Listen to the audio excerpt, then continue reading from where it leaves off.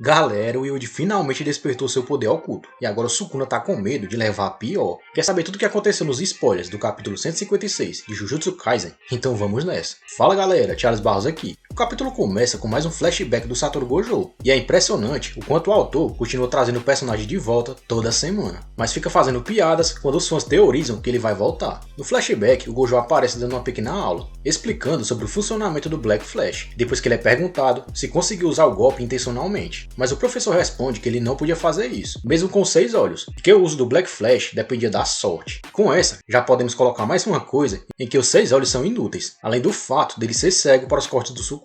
Gojo então fala que pouco se sabe sobre o Black Flash, e que mesmo quando ele fazia os pré-requisitos para usar a técnica, se mantém em estado de total concentração e imbuiu seus punhos com energia amaldiçoada, ele ainda assim tinha dificuldades para ativar a técnica. Mas se isso é verdade, na luta contra o Sukuna, quando o Satoru acerta vários Black Flashes seguidos no vilão, foi porque o roteiro quis ou foi apenas sorte? Quero ver você responder essa aí nos comentários. Só que vamos combinar que o Gojo não é uma fonte tão confiável assim, já que basta lembrar do que ele disse lá no início da obra, que conseguiria tancar o Sukuna com todos os dedos, lembra? E no fim, ele foi mandado para a Terra dos Pés juntos. O professor ainda fala que o Nanami é o cara que mais tem familiaridade com o Black Flash, por ser o que melhor faz uso da técnica nas lutas. Mas como as lutas do Gojo não duram tanto, ele não sabe dizer se isso é uma informação tão precisa assim. Voltando ao presente, vemos o Sukuna imponente diante dos oponentes, lembrando que ele já acertou 2 Black Flashes anteriormente, um na Maki e um segundo no Laruei, no capítulo passado, o que garante que ele já recuperou pelo menos 40% da sua energia amaldiçoada, o que com certeza deve contribuir para que ele regenere finalmente os danos no seu cérebro por completo, além de permitir que ele se cure fisicamente, como seus braços que estão todos ferrados. Diante do vilão, o Miguel fala que isso era bem ruim, e o Yuji se pergunta se o Sukuna teria a habilidade de recuperar a produção de energia amaldiçoada, assim como o Gojo fazia. Só que isso é uma pergunta boba, porque esse cara não é um vilãozinho qualquer, é o rei das maldições, pô. Então é claro que ele consegue fazer isso, e se não mostrou ainda, pode ter certeza que ele vai mostrar. Choso observa que pelo Laruei e o Miguel estarem ali ajudando, não tinha hora melhor para todos irem para cima do Sukuna de uma vez só, até para evitar que ele se regenere por completo. Só lembrando que foi explicado no capítulo passado que o Sukuna nerfou o corte que corta mundos, a sua técnica mais poderosa, usando simplesmente um voto vinculativo, assim como ele fez para aumentar o alcance da sua expansão de domínio, em troca de perder a barreira.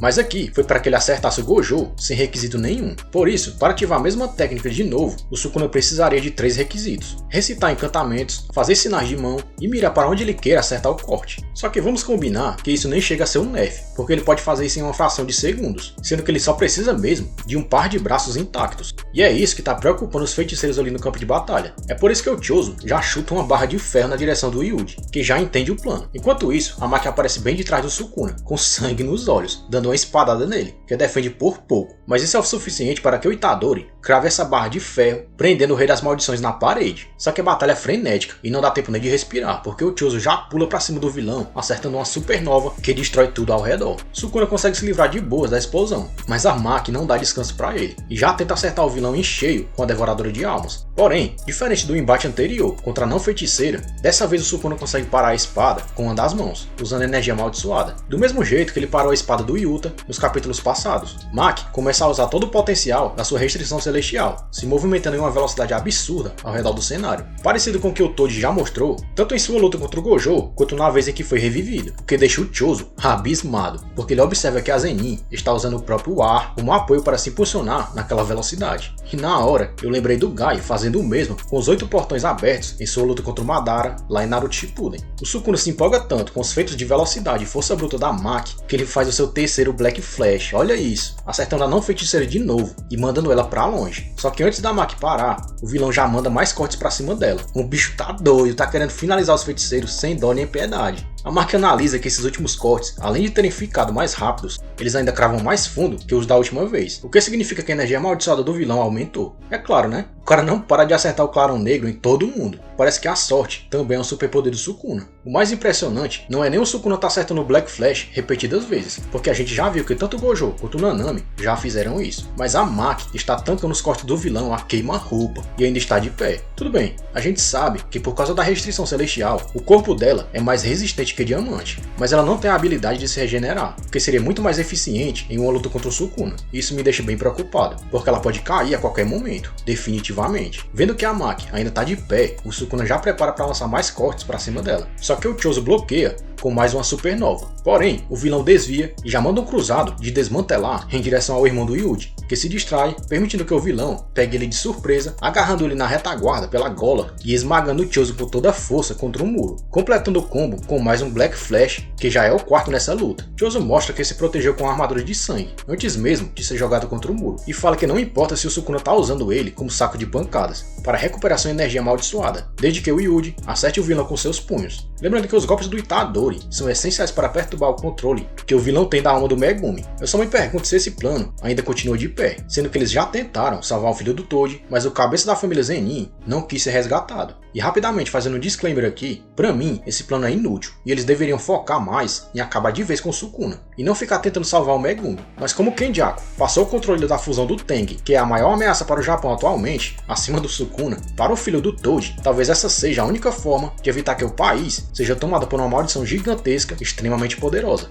É tanto que foi isso que convenceu Miguel a ajudar na batalha. Mas falando no feiticeiro africano, o cara aparece, dizendo que aquela situação era bem ruim, e que eles deveriam vazar dali o mais rápido possível. Só que o Laruê se recusa a fazer isso, dizendo que ainda tinha uma coisa que queria tentar. Laruê então pede para que o Miguel leve ele para um lugar mais alto, e enquanto isso, o Yuji chega com tudo na batalha e acerta o Sukuna com um mega soco, bem no rosto do vilão, mandando ele para longe antes que ele finalize o Chozo de vez. E pela estratégia de antes, pode ter certeza que esse golpe abriu o caminho de novo para que o Itadori chegue até a alma do Megumi. Yuji e Sukuna trocam alguns golpes, a ponto do vilão defender uma joelhada com o resto do braço cortado pela Maki. E quando o Sukuna puxa o moleque pela gola para jogar ele no chão, o Itadori puxa o vilão junto. Olha essa, isso só mostra que o Yuji não fica atrás de ninguém ali no campo de batalha, já que nem mesmo a Maki estava conseguindo trocar golpes com o vilão e sair ilesa. Sem falar que esse capítulo confirmou de novo que o Yuji é a pedra no sapato do Sukuna, porque conta aí quantas vezes ele já foi derrotado e voltou para mais uma trocação. Isso aí, a gente tem que dar o braço a torcer. Tanto ele como o Chozo, como diria o Sukuna, são vermes bem persistentes. Ao puxar o vilão, usando apenas sua força bruta, o Yuji engana ele, do mesmo jeito que o Sukuna fez com seu irmão, porque ele finge que vai dar uma joelhada no Rei das Maldições, mas já faz a posição para sangue perfurante a queima-roupa, sem dó nem piedade. Só que como o vilão já estava com energia quase recuperada por causa do quarto Black Flash, ele consegue desviar no último segundo, evitando um ataque visceral. O Sukuna ainda é acertado de raspão no rosto, e quando o vilão agarra o moleque para fatiar ele de novo com desmantelar, o Itadori repete o feito do seu oponente e pula para trás para evitar danos maiores. Só que na mesma hora, o Yuji já prepara o punho para acertar um grande golpe no Sukuna, que percebe que o moleque estava prestes a fazer um Black Flash. Olha isso! Será que o Itadori consegue enganar a sorte e ativar o clarão negro quando quiser? Porque o Marrito lá atrás também conseguiu perceber que o Yuji iria lançar um Black Flash contra ele. E aqui, a mesma coisa se repete com o Rei das Maldições. Sukuna então percebe que não podia evitar aquele golpe e já se prepara para tancar os danos. Só que na mesma hora, os olhos do vilão ficam em formato de coração, o que me fez rir muito na hora. E eu até pensei, cara, será que o Gege abraçou a zoeira e foi o Takaba que chegou no campo de batalha? Ou o Sukuna se apaixonou pelo despertar do Itadori? Nada disso. Acontece que essa era a técnica do Laruê. Lembra que ele tinha pedido ao Miguel para levar ele a um ponto mais alto? Então, foi justo para que ele lançasse a forma mais poderosa da sua técnica, Pega Coração, que além de materializar mãos gigantes no campo de batalha, ela ainda consegue imobilizar a mente do oponente, caso ele seja acertado. Ainda precisamos esperar o capítulo oficial do domingo para entender direito essa técnica, mas pelo que eu entendi, ela é uma mistura de Jutsu das Sombras do Shikamaru com o Jutsu Troca de Mentes da Ino, lá de Naruto. Com isso, o Itadori acerta um poderoso clarão negro contra o Sukuna, que nada pode fazer, além de rezar para que o Gege salve ele de mais essa. Enquanto o narrador fala que entre as faíscas negras daquele Black Flash, o Yuji Itadori despertou seu potencial. Maluco, segura o moleque, que agora ele tá vindo com tudo para roubar o protagonismo de vez e fazer os haters dele morderem a língua.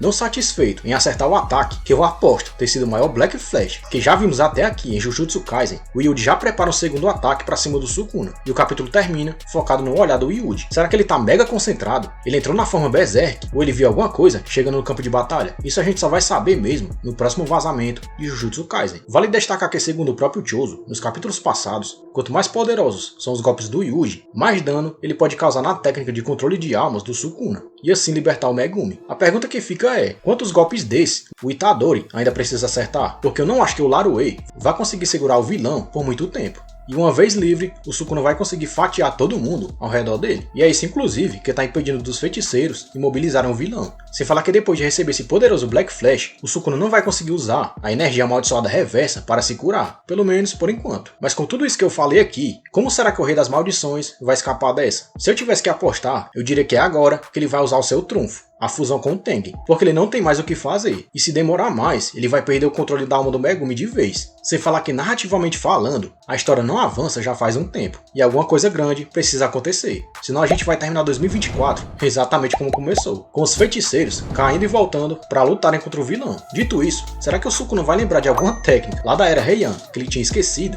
Responde essa aí nos comentários, e não esquece de se inscrever no canal com o sininho ativado para ser avisado assim que a análise completa do capítulo oficial chegar por aqui.